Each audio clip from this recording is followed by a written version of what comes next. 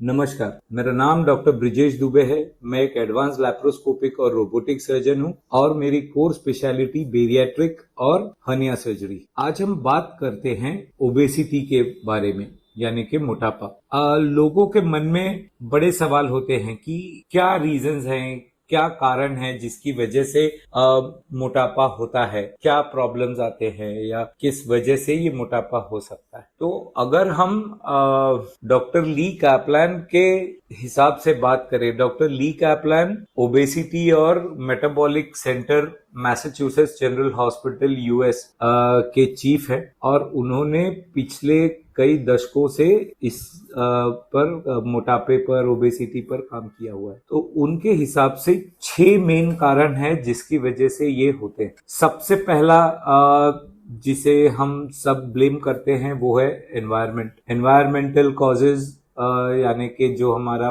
वातावरण है। अब इसमें सबसे जरूरी बात आती है फूड सप्लाई। आजकल खाना बहुत आसानी से मिल जाता है। खाने से मेरा मतलब है स्ट्रीट फूड, जंक फूड बहुत आसानी से मिल जाता है। रिलेटिवली बहुत चीप है, सस्ता है। लोगों को 2 रुपए 5 रुपए में जंक फूड मिल जाता है, लोग खाते हैं, बच्चे खाते हैं। तो ये एक बहुत बड़ा कारण है। बट ये समझना बहुत जरूरी है कि ये जो एनवायरमेंटल फैक्टर्स है ये स्पेशली काम करते हैं हमारे जो दूसरे नंबर के फैक्टर्स, यानी कि जेनेटिक फैक्टर या एपिजेनेटिक्स जिसको हम कहते हैं। स्टडीज ने बताया है कि ऑलमोस्ट 1000 जेनेटिक लोकाई या फोकस ऐसे हैं जो हमारे वेट को, मेटाबॉलिज्म को, खाने के रेगुलेशन को कंट्रोल करते हैं। तो बेसिकली ये जो एनवायरमेंटल फैक्टर्स हैं ये इन सारे ससेप्टेबल जेनेटिक जो लोकाई हैं उन पर काम करते हैं और उसको अफेक्ट करते हैं। तो एनवायरमेंटल है, जेनेटिक है। सेकेंडली अगर हम अब देखने जाएं तो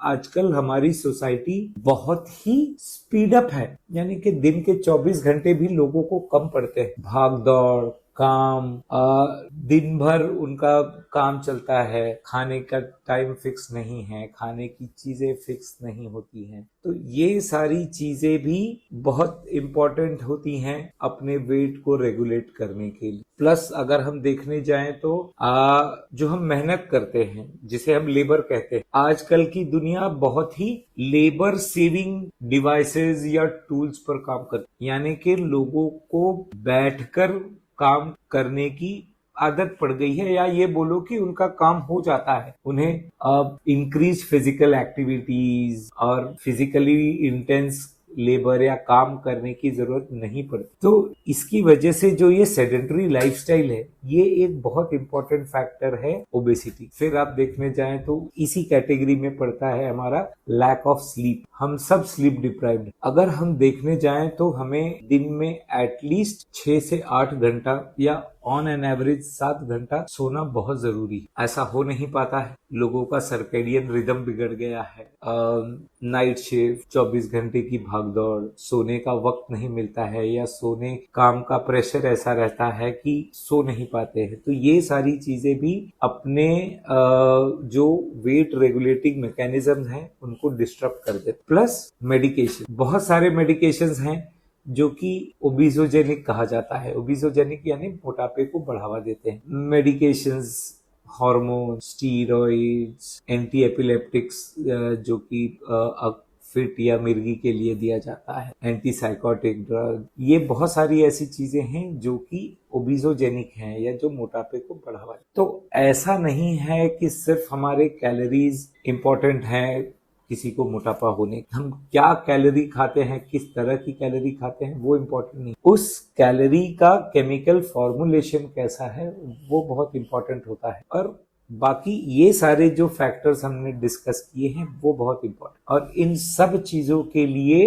अगर हम किसी चीज को मानते हैं तो वो है मॉडर्नाइजेशन। जो ट्रेडिशनल वे ऑफ लिविंग है और जो एक मॉडर्न या वेस्टर्न वे ऑफ लिविंग है वो उसमें बहुत ही अलग तरह की लाइफस्टाइल आ जाती है। एक ट्रेडिशनल वे में हम मेहनत वाला काम करते हैं, घर वालों के साथ बैठकर खाते हैं, फ्रेश पकाया हुआ खाना खाते हैं और इफेक्टिवली उतना रेस्ट करते हैं।